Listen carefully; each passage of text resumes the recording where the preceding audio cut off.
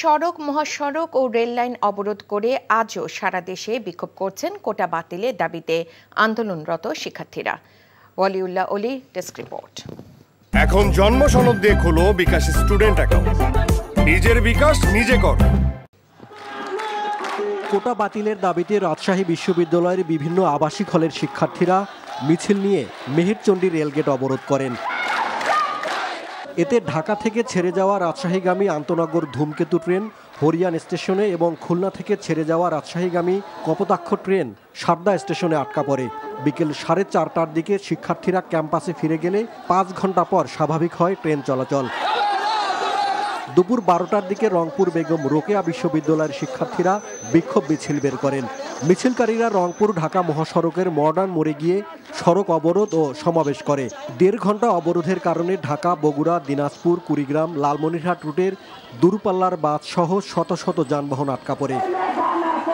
ঢাকা বরিশাল মহাসড়ক অবরোধ করে কোটা বাতিলের দাবিতে বিক্ষোভ করেছেন বরিশাল বিশ্ববিদ্যালয়ের শিক্ষার্থীরা। এতে মহাসড়কে অন্তত 5 কিলোমিটার এলাকা জুড়ে তীব্র যানজটের সৃষ্টি হয়। চট্টগ্রাম নগরীর 16 শহর স্টেশন রেল সড়ক অবরোধ করে আন্দোলনরত শিক্ষার্থীরা। এ সময় তারা 16 শহর স্টেশনে ঢাকা চট্টগ্রাম রোডের কক্সবাজার এক্সপ্রেস ট্রেনটি আধা ঘন্টা অবরোধ করে রাখেন। ঢাকা চট্টগ্রাম মহাসড়কের কুমিল্লা সদর দক্ষিণ উপজেলার কোটবাড়িতে মহাসড়ক অবরোধ করে বিক্ষোভ করেছেন কুমিল্লা বিশ্ববিদ্যালয়ের শিক্ষার্থীরা। এ সময় তারা কোটা বাতিলের দাবিতে স্লোগান দেন। মহাসড়কের দুই পাশে সৃষ্টি হয় দীর্ঘ যানজট।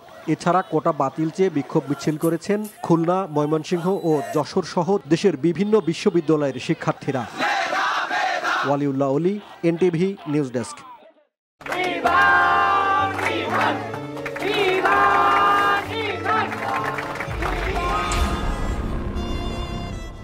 তুমি নিজের জীবনটা শেষ করলে, সাথে আমারটাও শেষ করে দিয়ে গেলে। আপনি এই মেয়েটাকে চেনেন না? না।